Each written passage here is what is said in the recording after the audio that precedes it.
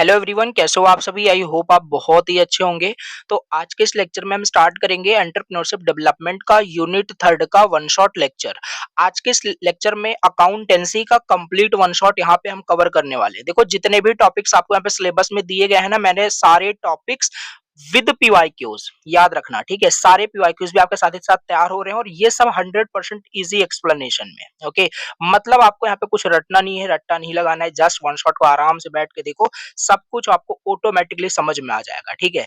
और already I hope so आपने unit first unit second का कंप्लीट वन शॉट कवर कर लिया होगा। एग्जाम टाइम में देख रहे हो तो जाके प्लेलिस्ट को चेक करना, ऑलरेडी सारे यूनिट्स अपलोड हो चुके होंगे, ठीक है। चैनल पर फर्स्ट टाइम विजिट किया, प्लीज सब्सक्राइब करना, लेक्चर को लाइक करना। अगर कुछ भी डाउट है तो आप कमेंट करके पूछ सकते हैं, या कुछ सजेशन देना है तब भी आप कमेंट करके जरूर बताना, ठीक है। तो ये रहा सिंपल नोट्स आपका, और यहाँ पे सिंपल जो लिंक है नोट्स का मैंने डिस्क्रिप्शन बॉक्स में दिया है, वहां से आप नोट्स को डाउनलोड कर सकते हो। ओके, तो यहाँ पे हम ओपन कर लेते हैं, ठीक है।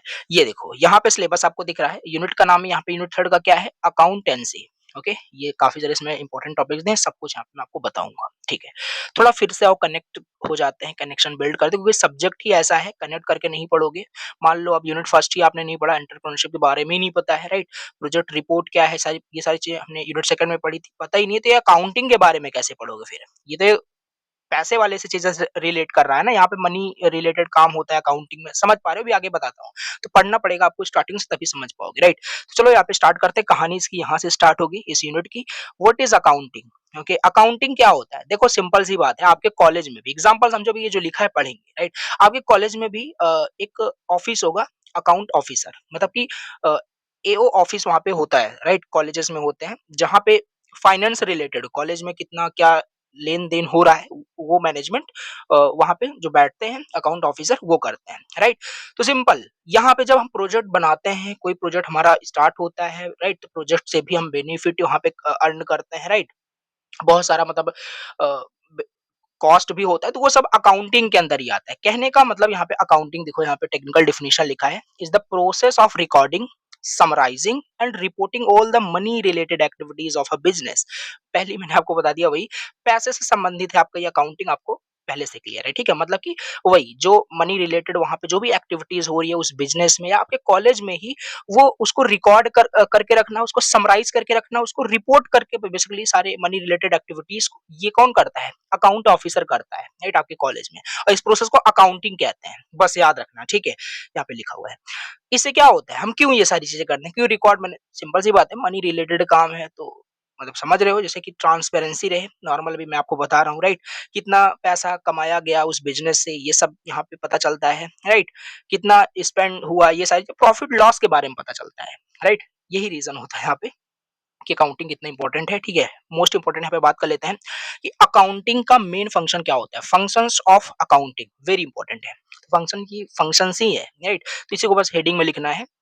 पहला फंक्शन क्या है, रिकॉर्डिंग, वही लिखा है, रिकॉर्डिंग। मतलब वही जो मनी रिलेटेड एक्टिविटीज यहाँ पे किसी बिजनेस के अंदर हो रही है ना, उसको रिकॉर्ड करके रखना, यही है आपका क्या है, रिकॉर्डिंग। वही यहाँ पे लिखा है, कितना सेल हुआ, कितना लोगों ने परचेज किया, मतलब एक, मतलब यहाँ बोल सकते हो रिकॉर्ड करके रखना, बस समझ पा रहे हो कि मैं क्या बोलने की कोशिश कर रहा हूँ, right. Every money related activities उसको रिकॉर्ड करके रखना, ये रिकॉर्डिंग हो जाएगा। दूसरा, क्लासीफाइंग, राइट, थोड़ा डिटेल में यहाँ पे समझो।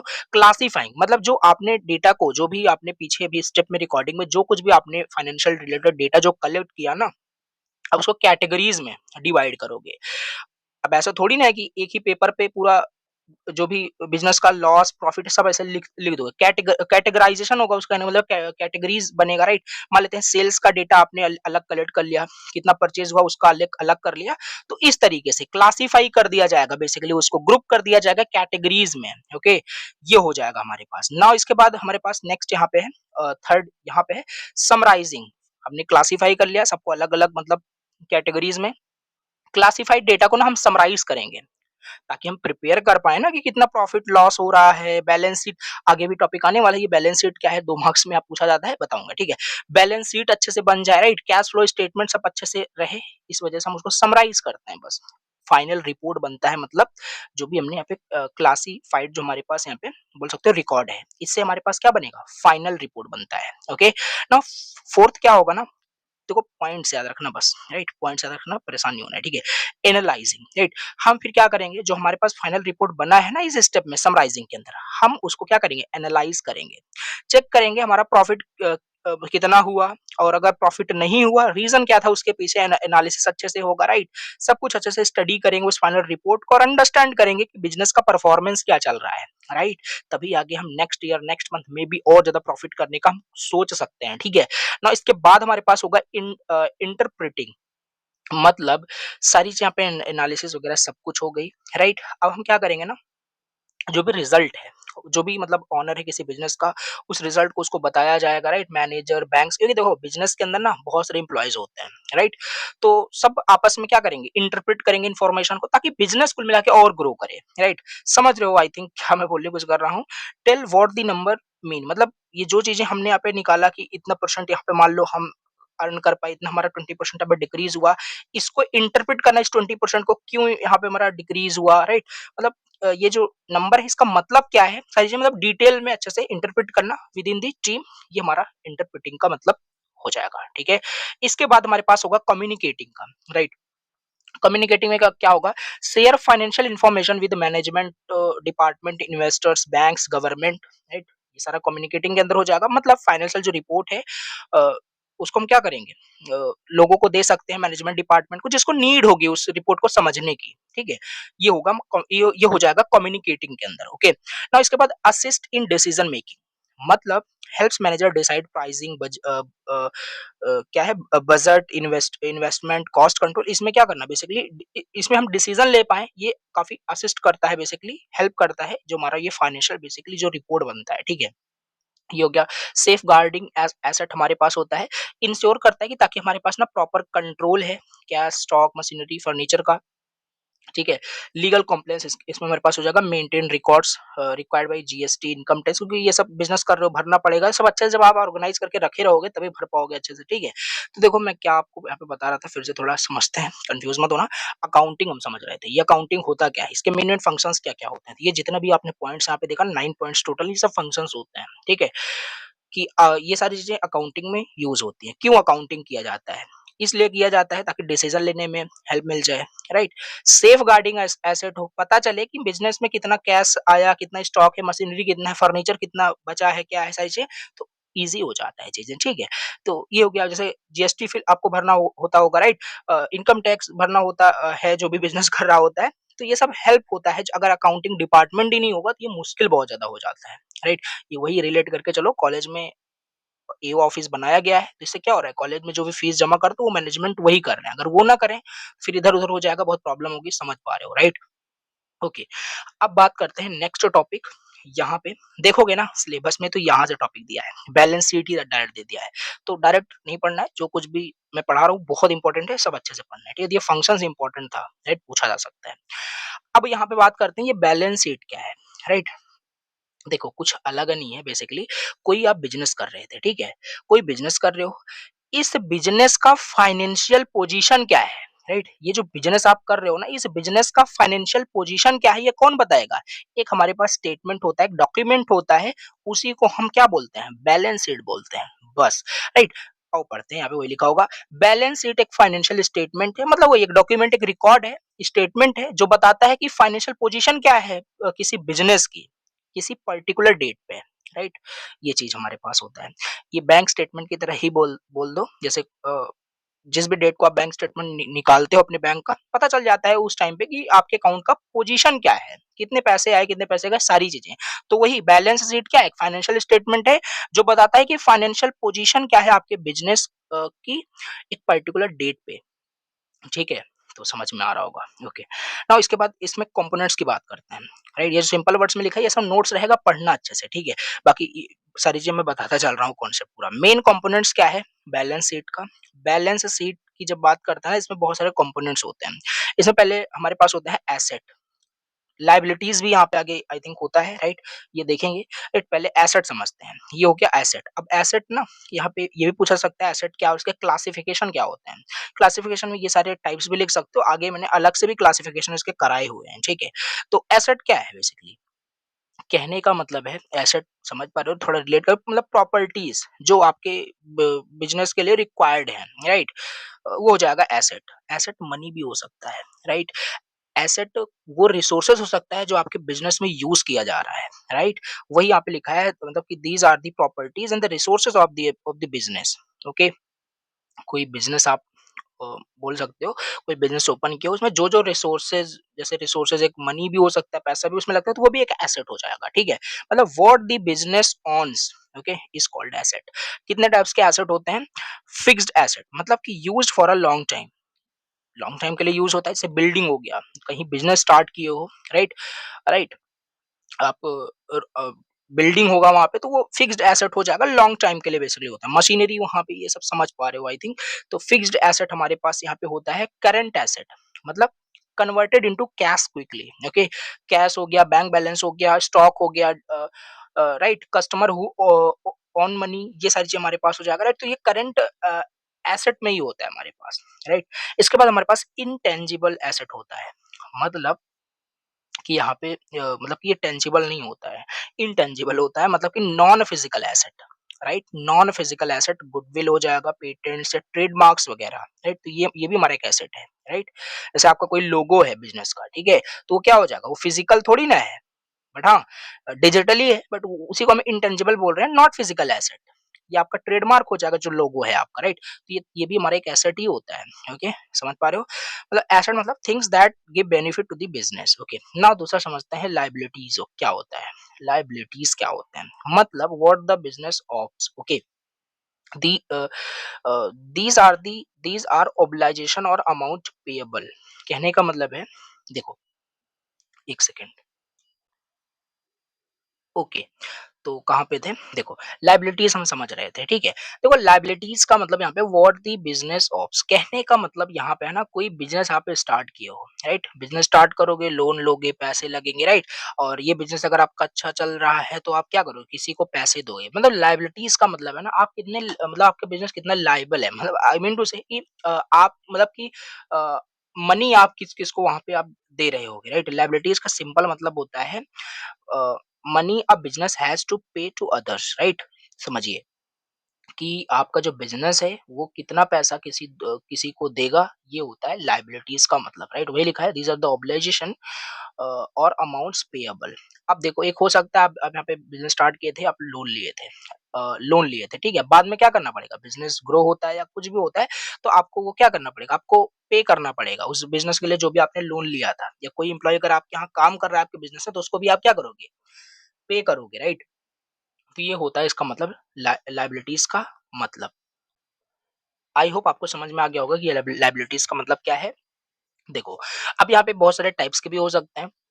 एक तो हो सकता है लॉन्ग टर्म लाइबिलिटीज, मतलब वो जो मैं आपको बता रहा था, अमाउंट जो आपको पे करना है, अमाउंट जो आपको पे करना है, वो हो सकता है लॉन्ग टर्म लाइबिलिटीज पे बेस्ड हो। मतलब जो आप बैंक से लोन लोगे बिजनेस को स्टार्ट करने के लिए, तो वो एक लॉन्ग टर्म लाइबिलिटीज ही होता है, राइट।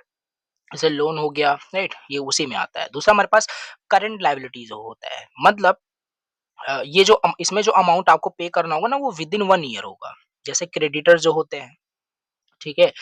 और बात करें बहुत सारा सप्लायर का जो पेमेंट होगा, वो आपको विद इन 1 ईयर करना होगा। तो ये सब इसी में आता है। जैसे मान लो आप बिजनेस कर रहे हो, बिजनेस में शॉप होगा, राइट, शॉप का जो रेंट आप पे करोगे, राइट, वो भी आपको मतलब इसी में आएगा। करंट लायबिलिटीज क्या चल रही है, राइट, समझ रहे हो।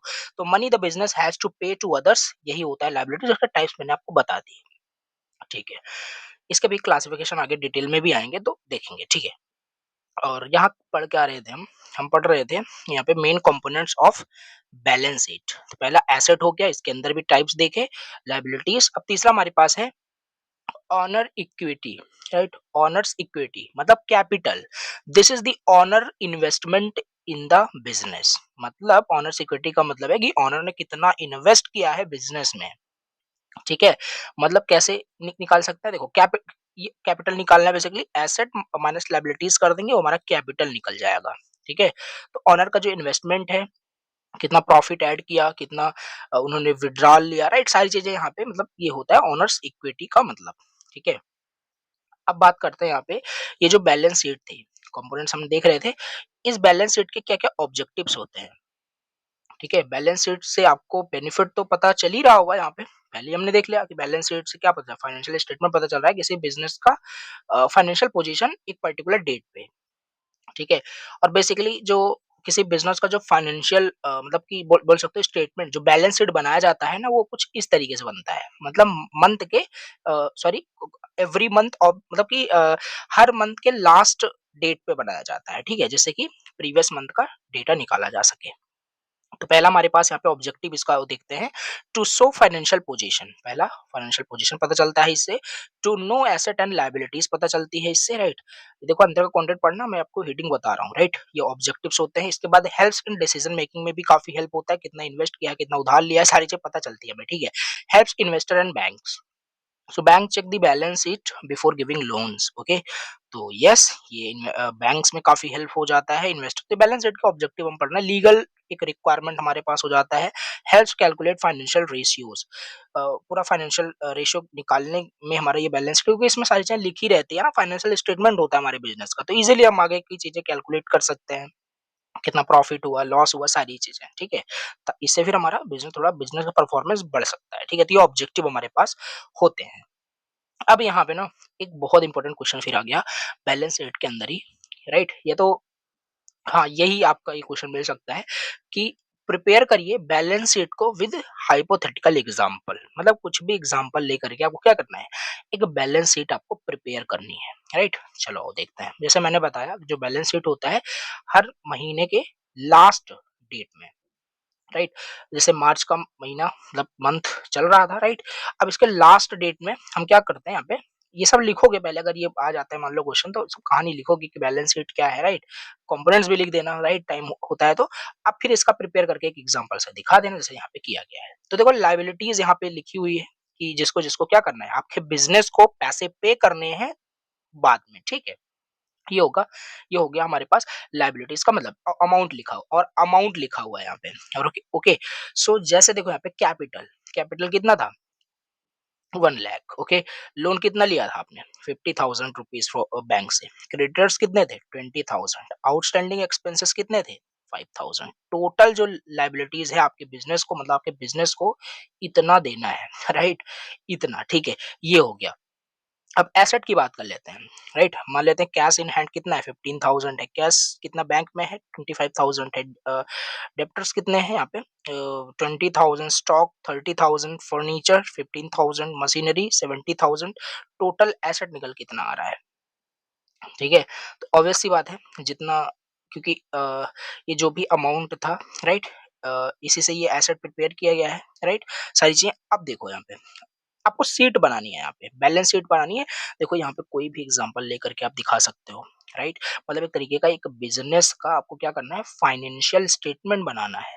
फाइनेंशियल स्टेटमेंट कैसे बनाओगे, तो दो ही चीज होगी वहां पे, राइट राइट राइट? एसेट होगा, राइट? और लाइबिलिटीज होगा। तो कुछ भी अमाउंट यहाँ पे ले लेना, एग्जैक्टली रटने मत बैठ जाना, ठीक है? आओ देखो यहाँ पे, तो बैलेंस शीट यहाँ पे देखो बना दी गई, ओके? लायबिलिटीज देखो, कैपिटल कितना था, 1 लाख। लोन कितना था, मतलब ऐसे बस एक टेबल में आपको लिख देना है, बस कुछ है नहीं, राइट? यही है बैलेंस शीट। इससे पता चल रहा है चीजें, इससे साफ साफ पता चल रहा है कि जैसा बैंक्स, देखो यहाँ पे क्या है, यहाँ पे क्या लिखा था, देखो यहाँ पे हेल्प्स इन्वेस्टर एंड बैंक्स। ये जो बेसिकली बैलेंस शीट है, ये क्या करेगा, बैंक में हेल्प होता है बेसिकली बिफोर गिविंग लोन्स। तो अब देखो ये चीज से क्लियर नहीं हो रहा है कि बेसिकली कितना क्या लगने वाला है, राइट? कैपिटल इतना है, लोन कितना चाहिए इनको, क्रेडिटर्स का रिक्वायरमेंट कितना है, सारी चीजें यहाँ पे दिख रही है। तो ये काफी इजी होता है। तो यही है आपका क्या, ये टेबल ही हमारा बैलेंस शीट है, कुछ अलग यहाँ पे नहीं है, ठीक है?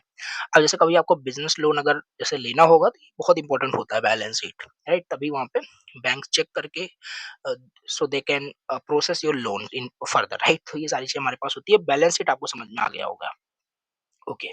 अब बात करते हैं आगे पीछे, जैसे मैंने आपको बताया एसेट और लायबिलिटीज की क्लासिफिकेशंस आ जाते हैं कभी कभी डिटेल में भी, तो आप बता सकते हो, राइट? जैसे मान लो what is asset, explain its classifications also. तो यहाँ पे सब कुछ है, राइट? पहला तो यहाँ पे क्लासिफिकेशन में फिक्स्ड एसेट मैंने पहले ही बता दिया, जो फिक्स्ड होते हैं, right? Used for the long time, जैसे बिल्डिंग, मशीनरी, फर्नीचर, ये सब हमारे फिक्स्ड एसेट होते हैं। करंट में क्या होगा, कैश, बैंक, स्टॉक और ये सारी चीजें, राइट? तो करंट एसेट हमारे पास ये होता है। इसके बाद इंटेंजिबल एसेट था, वहाँ पे पहले ही बताया, जैसे वहाँ पे मान लो जो आपका लोगो हो जाएगा, ट्रेडमार्क वगैरह, राइट? पेटेंट, गुडविल, ये इंटेंजिबल एसेट होते हैं। नाउ ये पता नहीं क्या लिखा है, फिक्टिशियस यहाँ पे एसेट होता है, मतलब not real asset but shown on asset side.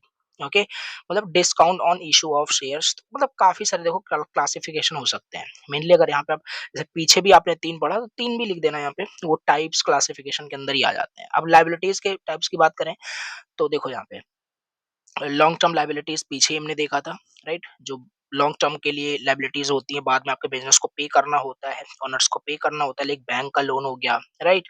ये सारी चीजें करंट लायबिलिटीज में बेसिकली ये विद इन 1 ईयर उसे पे करना होता है, इसे शॉर्ट टर्म हम इसे लोन बोल सकते हैं, ठीक है?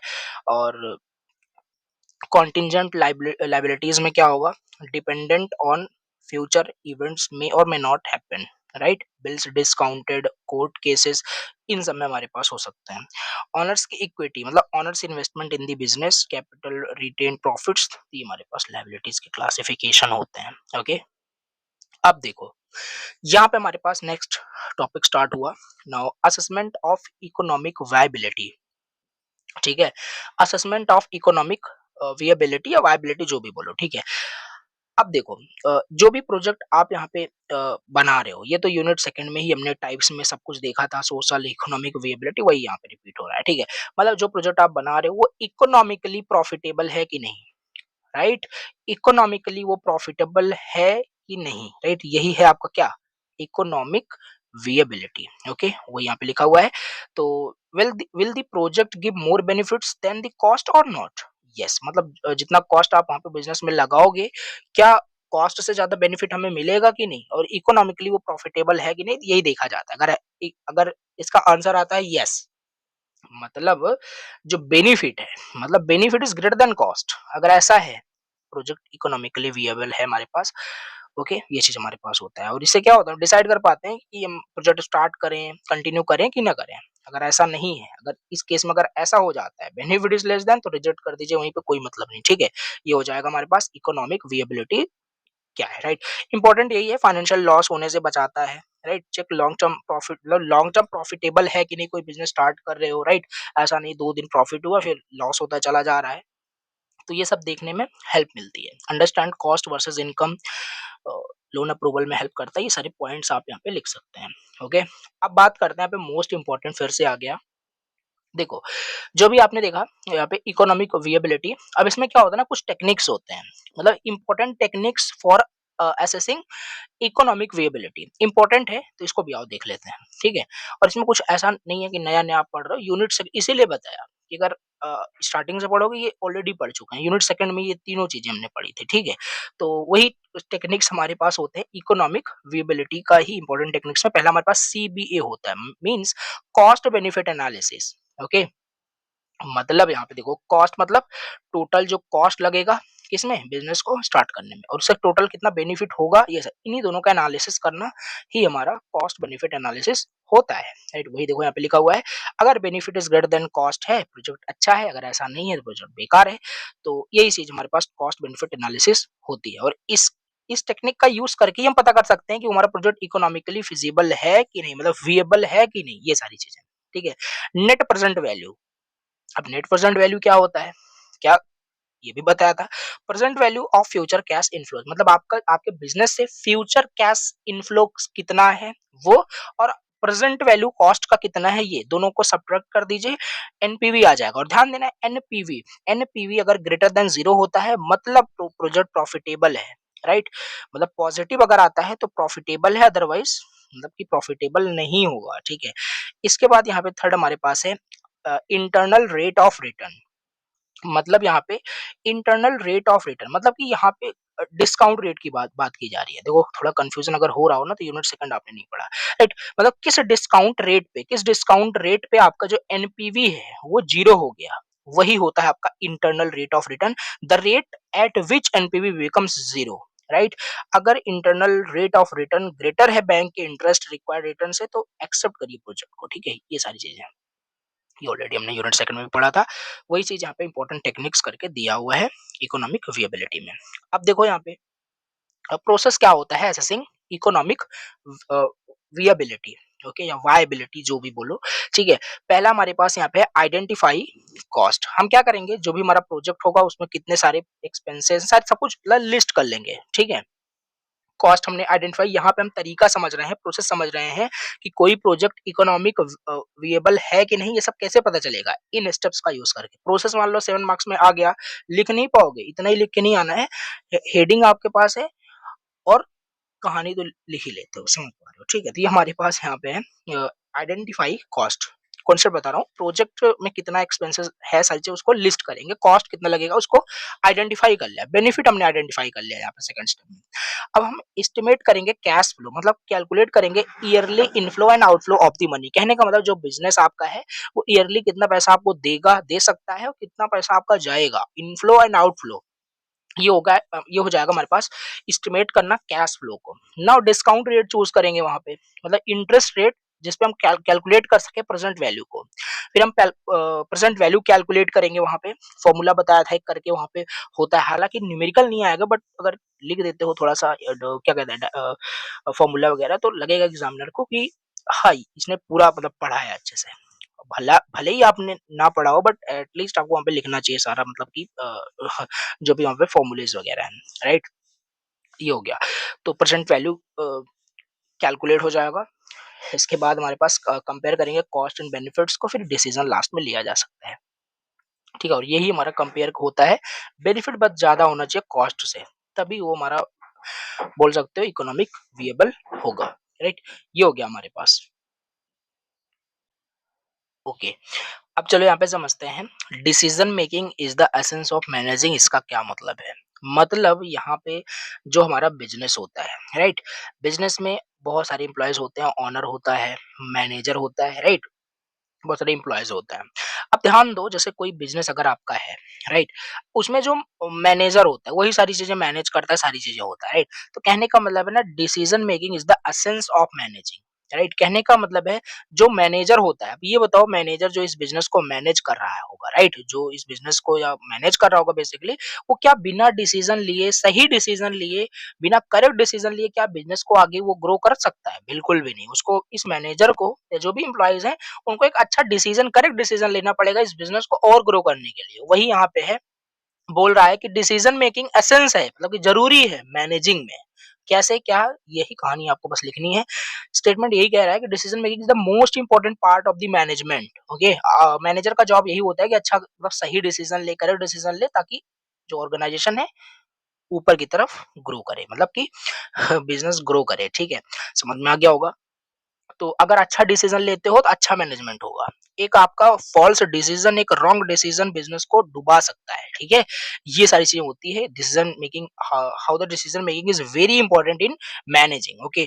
वही यहाँ पे लिखा हुआ है, आप समझते हैं। Why decision making is the, या ऐसे बोल लो, why decision making is important in managing, okay. तो पहला यहाँ पे है ऑल, जो मैनेजर जो फंक्शन होगा, जितने भी मैनेजर के जो फंक्शंस होते हैं, उसमें जरूरी है आपका क्या, डिसीजन मेकिंग, राइट। तो पहला ये आप लिख सकते हो, कहाँ गया, पहले ये लिख सकते हो। दूसरा decision guide the entire organisation. अब डिसीजन ही गाइड करता है पूरे ऑर्गेनाइजेशन को, बस उसी के देखो इंपॉर्टेंस के बारे में आपको लिखना है, ठीक है। डिसीजन सॉल्व करता है आपके प्रॉब्लम को, राइट, डिफरेंट जो बिजनेस में प्रॉब्लम होती है उसको सॉल्व करता है। ये देखो, ये सब रीड करना, ये भी रीड किया तो बहुत लेंदी लेक्चर हो जाएगा, नोट्स रहेगा पढ़ना, बाकी इंपॉर्टेंट चीजें बता रहा हूँ। फोर्थ हमारे पास पॉइंट है, resources are used based on the decision. क्या क्या वहां पे कितने लोग काम करेंगे, कितना पैसा लगेगा, मशीन मटेरियल्स क्या यूज होगा, ये सब डिसीजन पे ही तो बेस्ड है, राइट। डिसीजन अफेक्ट सक्सेस और फेलियर्स। डिसीजन वही बिजनेस को ग्रो कर सकता है और बिजनेस को डुबा भी सकता है, वही सारी चीजें बताई जा रही है। फ्यूचर प्लानिंग डिपेंड करता है किस पे, डिसीजन पे। Decision making links all activities, right. Plan planning, action, result, इन सबको कनेक्ट करके रखता है कौन, डिसीजन। तो बस इसी का इंपॉर्टेंस आपको बताना था। Decision making is essence of managing, इसका स्टेटमेंट का क्या मतलब था, कमेंट आपको करना था, बता दिया हमने, ठीक है। अब यहाँ पे मेरे पास नेक्स्ट टॉपिक यहाँ पे है, प्रोडक्शन प्लानिंग क्या होता है और प्रोडक्शन कंट्रोल का मतलब क्या होता है। काफी इंपॉर्टेंट है, आगे इसका एक वो आता है, कहाँ गया ये, हाँ, प्रोडक्शन कंट्रोल, ठीक है। ये स्टेप्स पूछे जाते हैं, समझते हैं। पहले तो ये प्रोडक्शन प्लानिंग का मतलब क्या है, राइट। प्रोडक्शन प्लानिंग का यहाँ पे मतलब है ना, कोई जो बिजनेस आप स्टार्ट किए हो, ये क्या बिजनेस है? देखो कोई बिजनेस आप मान लेते हैं, कोई बिजनेस आपने स्टार्ट किया है, ठीक है? अब इस बिजनेस में बेसिकली यही प्लान करना, राइट? प्रोडक्शन का मतलब देखो, प्रोडक्शन का मतलब आपको क्लियर होगा, राइट? प्रोडक्शन का मतलब कोई बिजनेस रनिंग फेज में है, राइट? कोई चीज जो चल रही है, प्रोडक्शन, उस पे लोग उस पे काफी सारे ऑडियंस उसको यूज कर रही है, आपके प्रोडक्ट को, आपके प्रोजेक्ट में लोग काम कर रहे हैं, सारी चीजें। तो ये हमारा जो बिजनेस है, मान लेते हैं ग्रोइंग फेज में है, चल रहा है, ठीक है? अब इस बिजनेस में क्या, कितना क्या प्रोड्यूस होगा, कैसे प्रोड्यूस होगा, इन्हीं सब चीजों का ना प्लान करना ही हमारा प्रोडक्शन प्लानिंग होता है। What to produce, how to produce, कब प्रोड्यूस करना है, कौन प्रोड्यूस करेगा, ये सब बेसिकली हमारा प्रोडक्शन प्लानिंग के अंदर ही होता है। मतलब एक प्रिपेयर करना, एक plan basically, to make sure products are made smoothly and on time और नॉट, ये चीज, राइट? प्रोडक्शन प्लानिंग का मतलब। अब बात करते हैं, जो प्रोडक्शन प्लानिंग होता है ना, इसमें मेन मेन एलिमेंट्स क्या क्या होते हैं। पहला, प्लानिंग। आप पहले क्या करोगे, अब मान लो आपको प्लानिंग ही करना है कि क्या कैसे प्रोड्यूस होगा, तो स्टेप यहाँ पे लिखा हुआ है।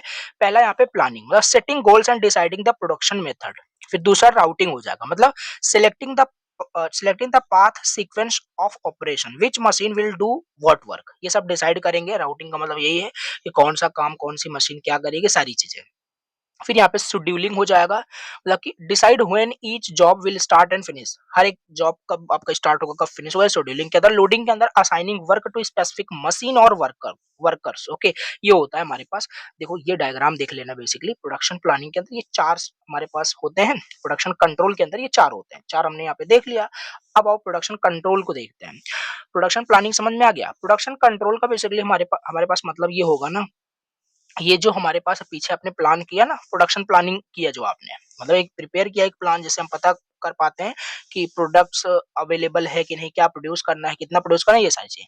अब इसी चीज को ना, ये सही से काम हो रहा है कि नहीं, ये जो प्लानिंग किया गया, क्या प्लानिंग के अकॉर्डिंग सब अच्छे से चल रहा है कि नहीं चल रहा है, कौन करेगा? प्रोडक्शन कंट्रोल ही हमारे पास ये होता है। कॉन्सेप्ट समझना है, प्रोडक्शन कंट्रोल का मतलब क्या होता है, वही लिखा है। Production control ensure that the production plan is followed properly और नॉट, वही जो प्लान पीछे किया गया वो फॉलो हो रहा है कि नहीं, ये हमारा प्रोडक्शन कंट्रोल करता है। It checks the actual work and correct problems, okay, ये सारी चीजें हैं, मतलब मॉनिटर करना एंड फिक्स करना प्रोडक्शन प्रोसेस को, यही होता है प्रोडक्शन कंट्रोल। समझ में आ गया होगा, ठीक है? अब बात करते हैं steps involve in production control. जैसे पीछे हमने देखा, पहला इसमें हमारे पास होता है डिस्पैचिंग का, मतलब जो प्लान किया गया उसी को बस अब इंश्योर करना कि सही से सब कुछ अच्छे से फॉलो हो रहा है कि नहीं, ये प्रोडक्शन कंट्रोल होता है। इसमें पहला स्टेप जो होता है, इन्वॉल्व होता है प्रोडक्शन कंट्रोल में, होता है डिस्पैचिंग का, मतलब कि इंस्ट्रक्शन सेंड करना टू स्टार्ट प्रोडक्शन, राइट? जो प्लान था उसको एग्जीक्यूट करने के लिए इंस्ट्रक्शन बेसिकली सेंड करना, यही यही होता है डिस्पैचिंग का मतलब, ठीक है? जैसे गिविंग ऑर्डर टू वर्कर और machine to begin work, okay, ये हो जाएगा डिस्पैचिंग का मतलब। ये टेक्निकल हेडिंग्स हैं, टर्म्स हैं, याद रखना। दूसरा हमारे पास होगा प्रोग्रेसिंग, मतलब कि फॉलो अप। अब जो भी काम स्टार्ट हो गया है, आपने वहाँ पे डिस्पैच कर दिया, हाँ, अपना मतलब इंस्ट्रक्शन, राइट? जो भी वर्कर थे, जो मशीन था, अब वो सही से काम हो रहा है कि नहीं हो रहा है, प्रोग्रेस में है कि नहीं, उसी को ट्रैक करते रहना, ये हमारा फॉलो अप का मतलब होता है, ठीक है? इंस्पेक्शन का मतलब checking the quality of the product, making sure the item is made correctly और नॉट। लास्ट में करेक्शन का मतलब fixing dailies defects problem in production, ये सब देखना, ठीक है?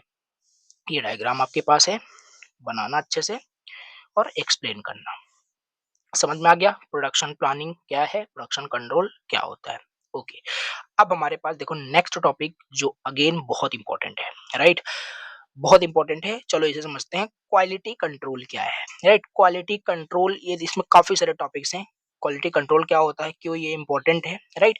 इसके टाइप्स कितने होते हैं, इसी किसी को टाइप्स बोल दो, या इसी को मेथड्स बोल दो, ठीक है? तो ये सारी चीजें हैं, तो आओ समझते हैं वन बाय वन अच्छे से। तो पहला हमारे पास यहाँ पे है क्वालिटी कंट्रोल का मतलब क्या होता है। देखो, जो बिजनेस, जो प्रोजेक्ट आपने स्टार्ट किया, उसमें बहुत सारे मे बी प्रोडक्ट हो सकते हैं, या कोई भी आपने स्टार्ट किया, ठीक है? तो ये क्वालिटी कंट्रोल यही करता है, चेक करता है कि जो प्रोडक्ट वहां पे है, राइट? जो भी प्रोडक्ट आपके उसमें प्रोजेक्ट में जो भी प्रोजेक्ट में आपका जो प्रोडक्ट है, जो भी बिजनेस में प्रोडक्ट्स हैं, वो क्या सही है कि नहीं, उसकी क्वालिटी को कौन चेक करना, ही हमारे पास क्वालिटी कंट्रोल होता है। मतलब रिक्वायर्ड क्वालिटी स्टैंडर्ड हमारा फुलफिल हो रहा है कि नहीं हो रहा है, यही होता है क्वालिटी कंट्रोल, ठीक है? Quality control make sure the product is good, safe and free from defects before it reach customer, okay. तो यही है, मतलब उसको कस्टमर समझ समझ गया आई थिंक, राइट? तो quality control make sure the product is good, safe and free from defects before it reach customer. तो क्वालिटी कंट्रोल मतलब कि वही प्रोडक्ट जो है उसकी क्वालिटी को चेक करना ही क्वालिटी कंट्रोल हमारे पास होता है। क्यों इंपॉर्टेंट है? पहला तो इम्पोर्टेंस ये है कि कस्टमर सेटिस्फाई होना चाहिए, तभी आपका बिजनेस ग्रो करेगा। कस्टमर ही सेटिस्फाई नहीं है, राइट? जैसे अमेज़न से आप बहुत सारे प्रोडक्ट ऑर्डर करते हो, क्या होगा अगर वहाँ से जो भी वहाँ से आपका मतलब पार्सल आपको आता है, अगर वो डिफेक्टिव निकल जाए या कुछ भी निकल जाए, तो आप ट्रस्ट करना धीरे-धीरे बंद कर दोगे, बट ऐसा नहीं होता है, राइट? ऐसा नहीं होता है। उनका उनका भी होता होगा क्वालिटी कंट्रोल का कुछ ना कुछ डिपार्टमेंट मैनेजमेंट सारी चीज़ें होती होगी, जहाँ पे ये सब देखा जाता होगा कि सही से जा रहा है कि नहीं, सारे सारे products, right, required quality standards को फॉलो कर रहा है कि नहीं कर रहा है। तो ये सारी चीज़ें मतलब कि कस्टमर सैटिस्फाई होना चाहिए। पहला तो इम्पोर्टेंस यही है। दूसरा हमारे पास होगा reduce waste and defects. Okay, फिर तीसरा हमारे पास हो जाएगा इम्प्रूव्स कंपनी रेपुटेशन, राइट? इसके बाद हमारे पास increase sales and profit. Okay, तो ये इम्पोर्टेंस आपको समझ में आ गया क्वालिटी कंट्रोल क्यों इम्पोर्टेंट है, राइट? कंपनी का रेपुटेशन इम्प्रूव होता है, वेस्ट डिफेक्ट सारी चीज़ें रिड्यूस हो जाती हैं, तो प्रॉफिट सेल्स बढ़ जाता है, ठीक है?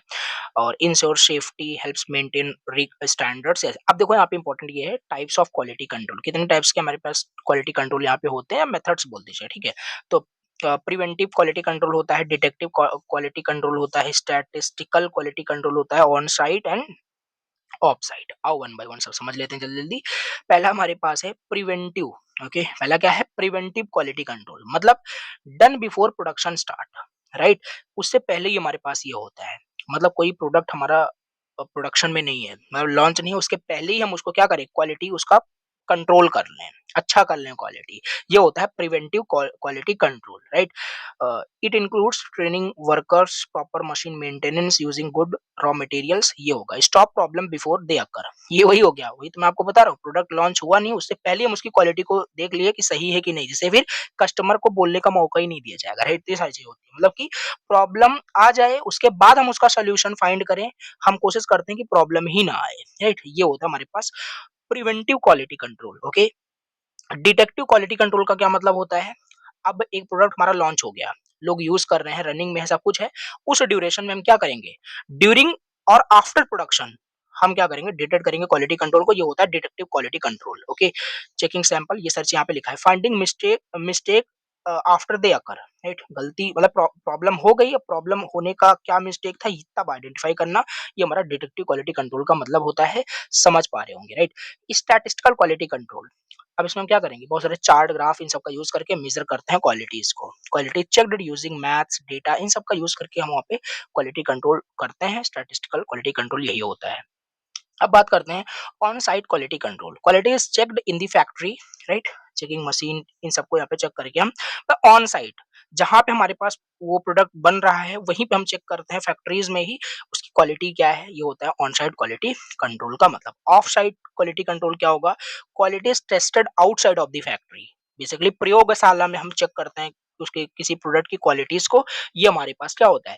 ऑफ साइट क्वालिटी कंट्रोल होता है, राइट? लैब टेस्टिंग होती है बेसिकली किसी प्रोडक्ट की, ये सारी चीजें। Products are taken to the labs for the checking, ये हो गया, राइट? अब चलो यहाँ पे नेक्स्ट टॉपिक देखते हैं। अब चलो यहाँ पे समझते हैं नेक्स्ट, जो कि है वेजेस क्या होता है, right? What are wages? Wages क्या है, राइट? देखो सिंपल, वेजेस का हिंदी में मतलब होता है वेतन, राइट?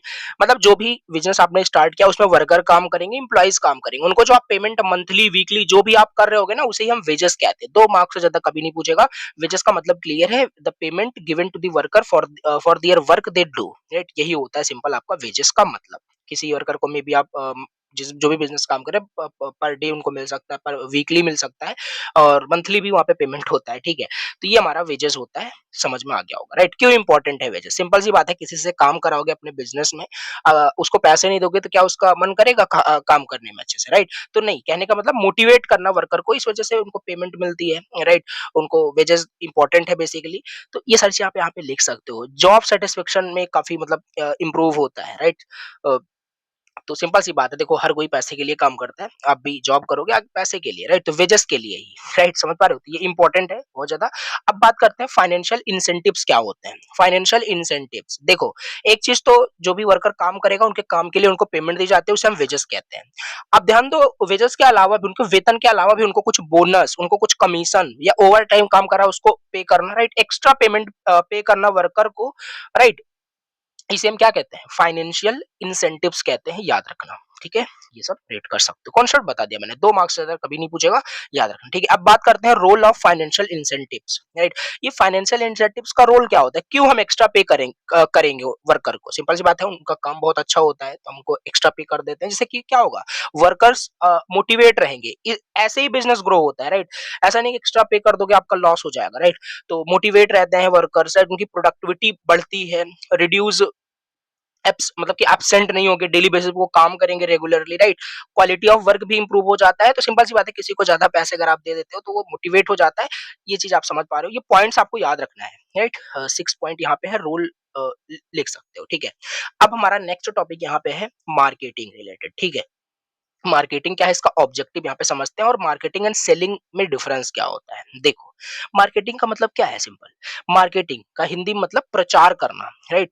ये सारी चीजें सिंपल सी बात है। कोई भी बिजनेस आपने स्टार्ट किया, बिजनेस बहुत सारा प्रोडक्ट है, राइट? जो भी आप एड्स देखते हो गूगल पे, यूट्यूब में, बीच में जो एड्स आते हैं, तो वो एक मार्केटिंग का ही एक मतलब तरीका है, राइट? मतलब वही मार्केटिंग का मतलब है आइडेंटिफाई करना कि customer what customer need and making product that satisfy those needs, right? ये होता है हमारा मार्केटिंग का मतलब, प्रचार करना किसी भी चीज का इज कॉल्ड मार्केटिंग। ओके, मतलब वही कि finding customer needs, designing products, pricing, promote करना किसी भी चीज को, डिस्ट्रीब्यूट करना प्रोडक्ट के इंफॉर्मेशन को, बेसिकली मार्केटिंग के अंदर ही आता है। तो marketing is understanding customer and giving them what they want actually. Okay, this is called marketing. Okay, अब मार्केटिंग का क्या ऑब्जेक्टिव होता है? ऑब्वियस सी बात है, कस्टमर की नीड्स को समझना पहला ऑब्जेक्टिव है, राइट? मार्केटिंग इसीलिए होती है ताकि हम समझ पाए कि कस्टमर की नीड है कि नहीं, right? तभी फर्दर हम प्रोडक्ट को और ज्यादा प्रोड्यूस करेंगे, अदरवाइज नीड ही नहीं होगी तो हम प्रोड्यूस क्यों करेंगे अननेसेसरी। ठीक है, तो पहला हमारे पास होगा आइडेंटिफाई करना कस्टमर की नीड्स को, दैट्स इट, राइट? दूसरा बात करते हैं यहाँ पे satisfy customer, provide the right product at the right time. Yes, दूसरा तीसरा है इंक्रीज सेल्स। मार्केटिंग करोगे, एडवर्टाइजमेंट, प्रमोशन करोगे तो आपका जो बिजनेस है ग्रो करेगा, सेल्स बढ़ेंगी, राइट? सेल्स बढ़ेगा तो प्रॉफिट होगा। ये सारी चीजें, create a good image of the company. कोई कंपनी है जो आज तक कभी कोई मार्केटिंग ही नहीं की है, सिंपल सी बात है, लोगों के नजरों में नहीं आओगे तो फिर प्रोडक्ट आपका कैसे कोई खरीदेगा? ठीक है, तो जैसे अमेज़न जो है, बहुत ज़्यादा उसकी अच्छी मार्केटिंग है, तरह-तरह के एड्स आते रहते हैं। तो इस तरीके से ना कंपनी का रेपुटेशन भी बढ़ता है, राइट? गुड इमेज बन जाता है कंपनी का, प्रॉफिट ज़्यादा अर्न कर सकते हो मार्केटिंग की हेल्प से, एक्सपेंड मार्केट, राइट? अब मार्केटिंग का मतलब यही से मैं भी चैनल पे मैं आपको पढ़ा रहा हूँ, अपने चैनल का ही प्रमोशन मैं करना स्टार्ट कर दूँ, अलग-अलग प्लेटफ़ॉर्म पे फेसबुक एड्स रन करूँ, राइट? अ अलग-अलग प्लेटफ़ॉर्म पे मैं प्रमोट करूँ, तो ये मार्केटिंग ही, इससे क्या होगा? मेरा सब्सक्राइबर्स बढ़ेगा, सिंपल सी बात है। तो ये चीज़ आप यहाँ पे लिख सकते हो, जो भी पॉइंट्स आपको समझ में आ रहे हैं, वो यहाँ पे आप राइट कर सकते हो। तो ये आपका यहाँ पे सारे आपके हो जाएँगे ऑब्जेक्टिव, ओके।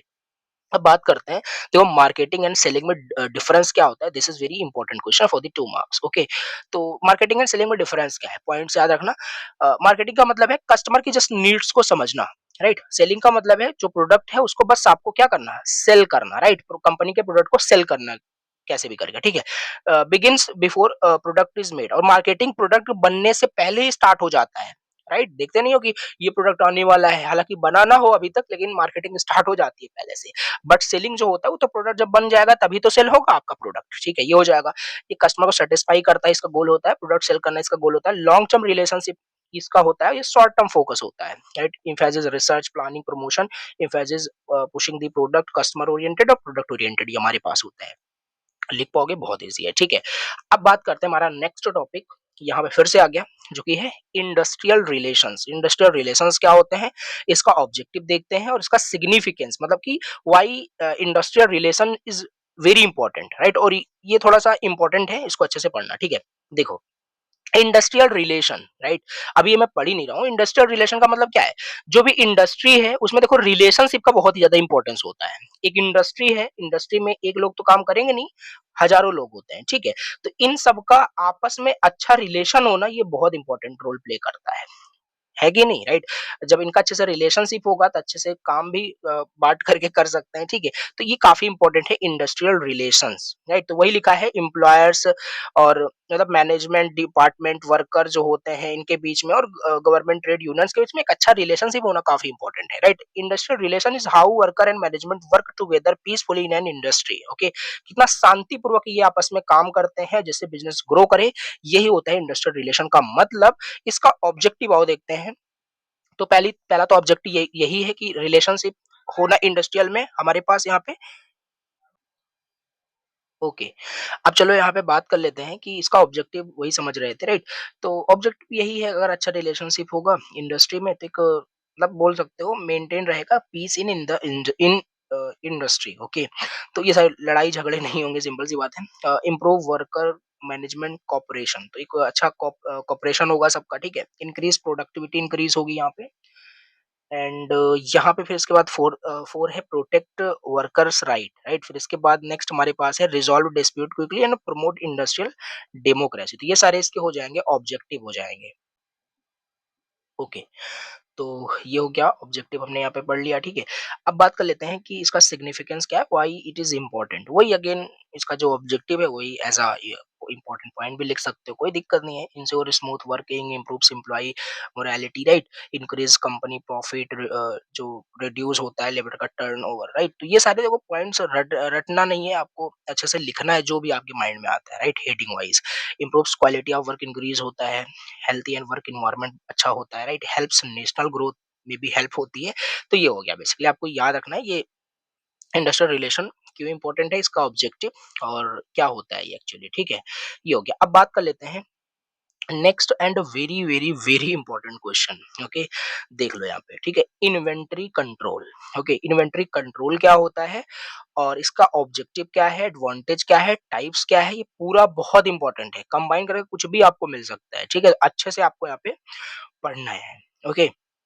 देखो, अब यहाँ पे इन्वेंटरी कंट्रोल नाम से नहीं क्लियर हो रहा है, इन्वेंटरी कंट्रोल मतलब जो बिजनेस आपका था, राइट? उस बिजनेस में बहुत सारे मटेरियल्स, गुड्स, बहुत सारी चीजें होगी, राइट? उसी गुड्स को, उसी मटेरियल्स को क्या करना, मैनेज करना, कंट्रोल करना ही हमारा क्या होता है, inventory control, okay? Inventory control means managing the materials, goods and supplies in a business so that there is enough stock for the production, right? Business है, उसमें वही जो गुड्स है, जो सामान है, राइट? उसी को मैनेज करके रखना, अच्छे से कंट्रोल करके रखना, ताकि जो इनफ स्टॉक हमारे पास रहे और प्रोडक्शन में कोई दिक्कत ना हो, कस्टमर का जो मतलब नीड्स है कंप्लीट हो रहा हो, ठीक है? वही जैसे अमेज़न का एग्जांपल ले लो, राइट? उनका भी देखो इन्वेंटरी कंट्रोल क्या हो सकता है, वो भी अपने मटेरियल्स, गुड्स हर सेकंड, हर मिनट क्या करते हैं, अपने स्टॉक को अपडेट करते रहते हैं, राइट? तो क्या होता है, इनफ स्टॉक उनके पास हमेशा रहता है हर एक प्रोडक्ट का, ठीक है? ताकि कस्टमर उसे बाय कर सके, ठीक है? ये होता है हमारे पास इन्वेंटरी कंट्रोल।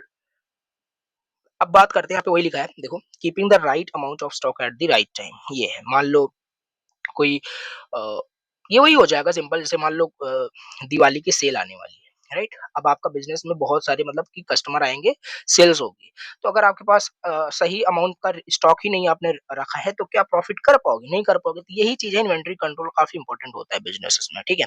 ऑब्जेक्टिव क्या है, लिख सकते हो, काफी सारे पॉइंट्स है। कंटिन्यूअस प्रोडक्शन हो रहा है प्रोडक्ट का कि नहीं, तो ये हमारे पास पहला मतलब ऑब्जेक्टिव हो जाएगा। Make sure materials are always available so work never stop, okay? Avoid over stocking, don't keep too much stock, it increase storage cost and the wastage. ऐसा भी नहीं है, तो मीडियम में रहना होता है, जैसे कि ऐसा नहीं है कि बहुत सारा स्टॉक आ जाए तो मान लो ना सेल हो तो वेस्ट भी हो सकता है, राइट? तो ये चीजें हैं, राइट? पॉइंट्स आपको देखो लिखना है यहाँ पे। अवॉइड अंडर स्टॉक, मतलब दोनों over stocking and under stocking, ऐसा भी नहीं बहुत कम आउट ऑफ स्टॉक वहां पे आ जाए, ठीक है? मिनिमाइज स्टोरेज कॉस्ट और reduce wastage and spoilage, right? Efficient use of working capital, better customer service, ये सारे हमारे पास इसके ऑब्जेक्टिव हो सकते हैं। इसके एडवांटेज की बात करें, अनइंटरप्टेड प्रोडक्शन, मतलब मटेरियल्स और ऑलवेज अवेलेबल, ओके? ये सारी चीजें होती हैं। Now less storage cost, reduce wastage, improves cash flow, better planning, avoid emergency purchases, high customer satisfaction. इसका अंदर की चीजें पढ़ना, राइट? मैं हेडिंग्स बता रहा हूँ, पॉइंट्स याद रखना है, इसमें एडवांटेज ये सारे आ सकते हैं, पूछा जा सकता है।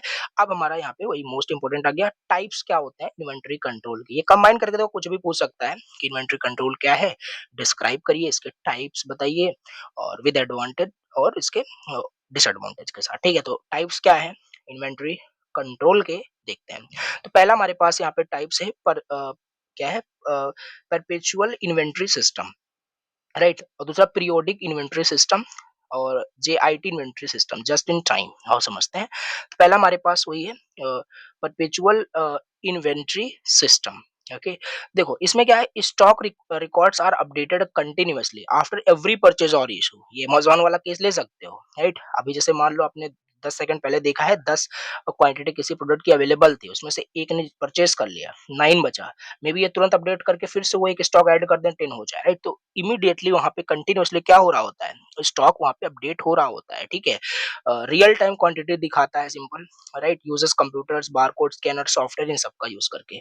तो यही है, मतलब कि स्टॉक रिकॉर्ड्स को अपडेट करना कंटिन्यूअसली, ये हमारा ये इसी के अंदर आता है, right? Perpetual inventory system. Okay, अब बात करते हैं दूसरा हमारे पास है पीरियोडिक इन्वेंटरी सिस्टम।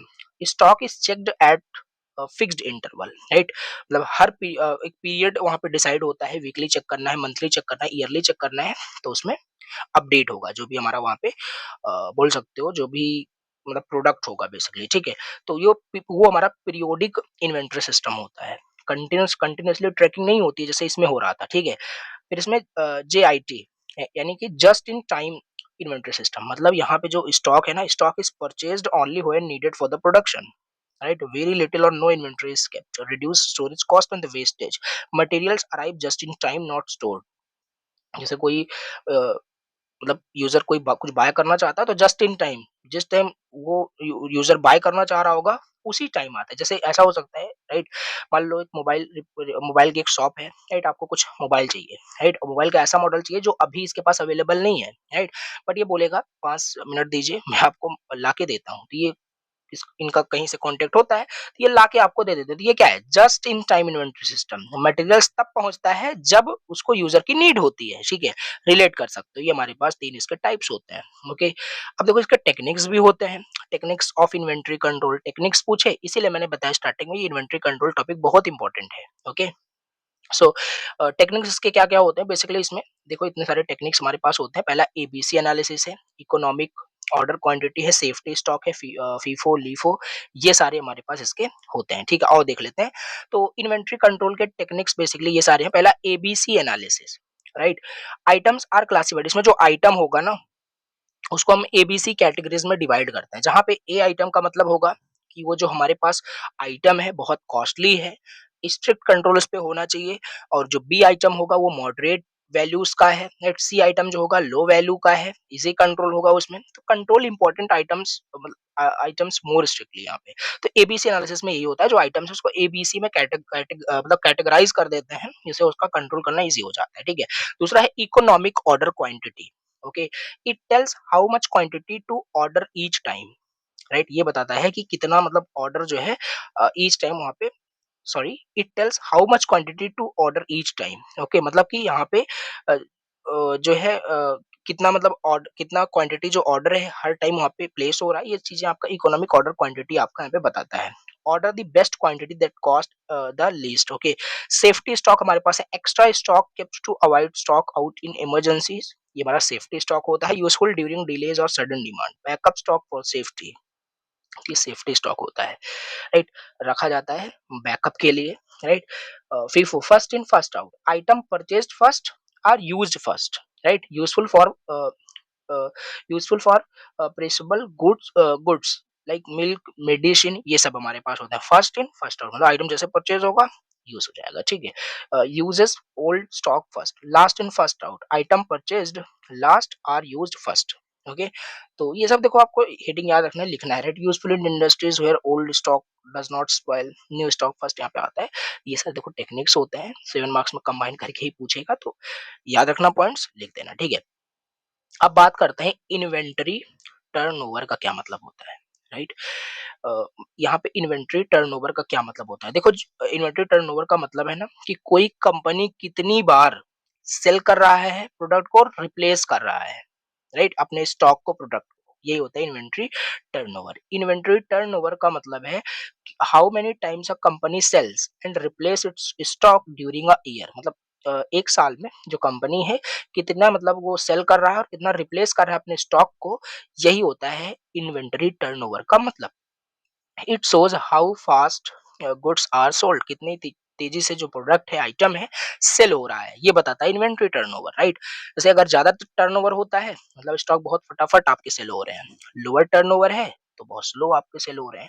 कैलकुलेट भी किया जा सकता है इन्वेंट्री टर्नओवर को इस फॉर्मूले से, कॉस्ट ऑफ गुड्स सोल्ड, मतलब कितने कॉस्ट बेचा जा रहा है और उसका एवरेज इन्वेंट्री कितना है, इसको डिवाइड करके ये निकाला था। न्यूमेरिकल नहीं आ जाएगा, ये अगर लिख देते हो ज्यादा अच्छा इम्पैक्ट पड़ता है, अगर 2 मार्क्स में ये पूछा जाए बता देना, ठीक है। अब बात करते हैं यहाँ पे एक ऐसे ही यहाँ पे पीवाईक्यू क्वेश्चन करके, यहाँ पे ऐसे ही देखना है हमें, राइट, जो कि है ऐसे ही पूछा गया था बेसिकली, एडवर्टाइजमेंट करके आपके सिलेबस में टॉपिक दिया है तो वो ऐसे करके पूछा जा सकता है, right. Advertising through television is favourable to big enterprise but affects small entrepreneurs. Explain करिए क्या है ये, मतलब कहने का मतलब है कि जो बड़ी कंपनीज होती हैं वो टेलीविजन से अपना जो प्रचार करती हैं, अपना जो एडवर्टाइजमेंट करती हैं, उनके लिए वो क्यों फेवरेट है, बड़ी कंपनीज के लिए। बट वही चीज, वही टेलीविजन से प्रचार करना यानी एडवर्टाइज करना स्मॉल एंटरप्रेन्योर्स के लिए अच्छा नहीं होता है, या क्या अफेक्ट करता है स्मॉल एंटरप्रेन्योर को, यही बताना है हमें। आओ समझते हैं, कुछ भी जो आपको समझ में इसके बारे में लिख सकते हो, बाकी यहाँ पे हम देखते हैं।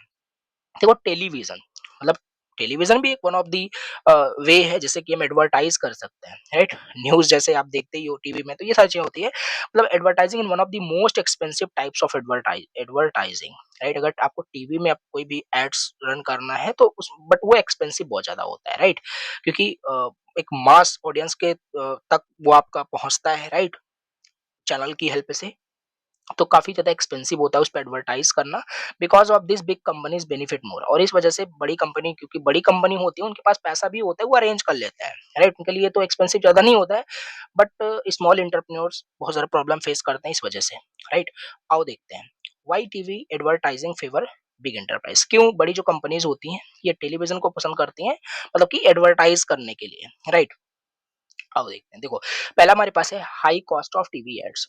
मतलब देखो, टीवी एड्स को ना एक मतलब बहुत ज़्यादा मतलब कॉस्टली होता है। पहले हमने देखा हाई पेमेंट वहाँ पे होता है, big companies can afford that, बड़ी कंपनी ना इसे अफोर्ड कर सकती है, ये बड़ी एंटरप्राइज़ है, तो उनके लिए तो ये तो लेस कॉस्टली होगा, right. But small entrepreneurs can't arrange मतलब money for this advertisement in TV, okay. Now दूसरा, लार्ज रीच। टीवी से बहुत ज्यादा रीच मिल जाती है, ओके, क्योंकि millions of peoples across the country use करते हैं, देखते हैं, ठीक है।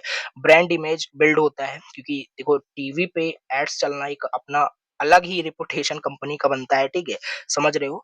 तो ये चीज हमारे पास यहाँ पे इस वजह से बड़ी इंटरप्राइज मतलब इसको सेलेक्ट करती हैं, राइट।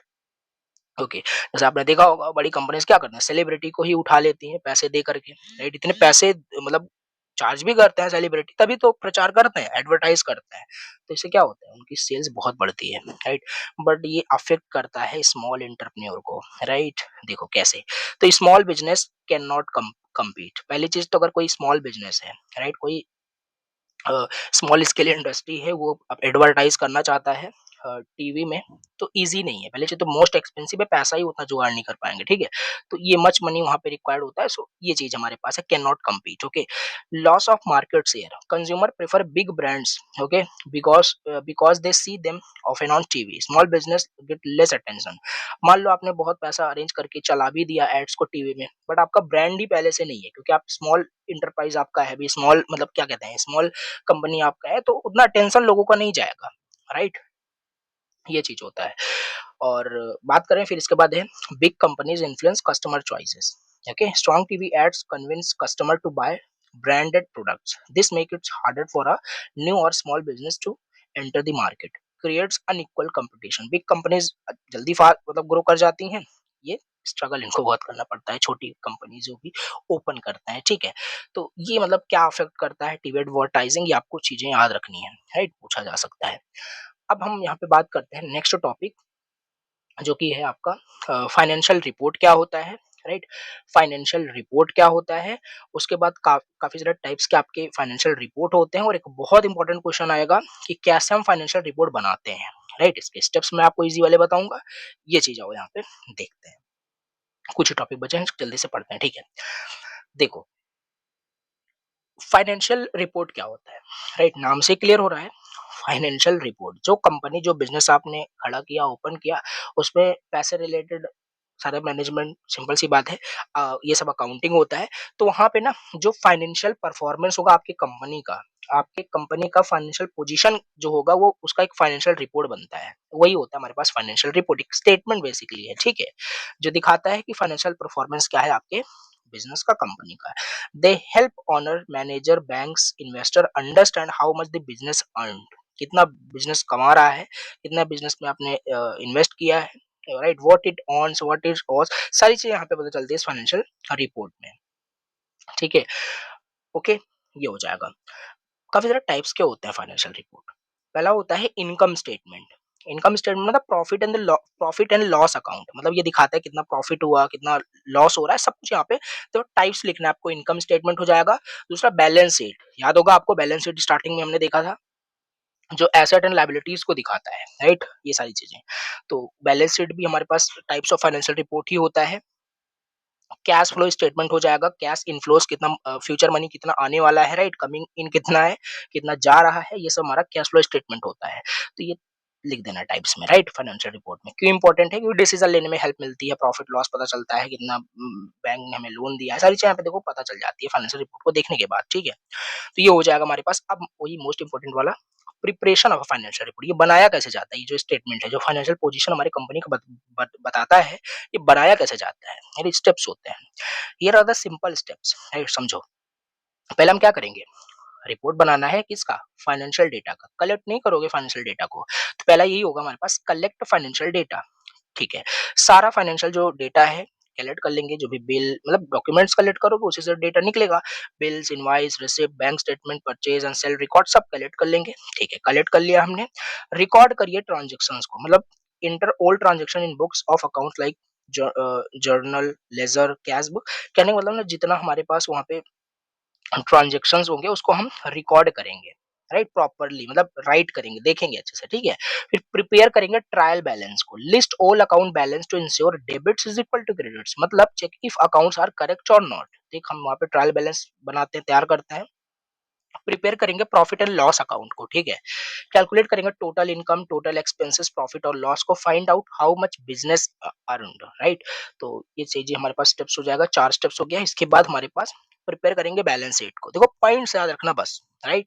पॉइंट्स याद रखना। बैलेंस शीट बना लेंगे, एसेट, लायबिलिटीज, कैपिटल सब पता चल जाएगा, ठीक है? प्रिपेयर कैश फ्लो स्टेटमेंट बना लेंगे, ठीक है?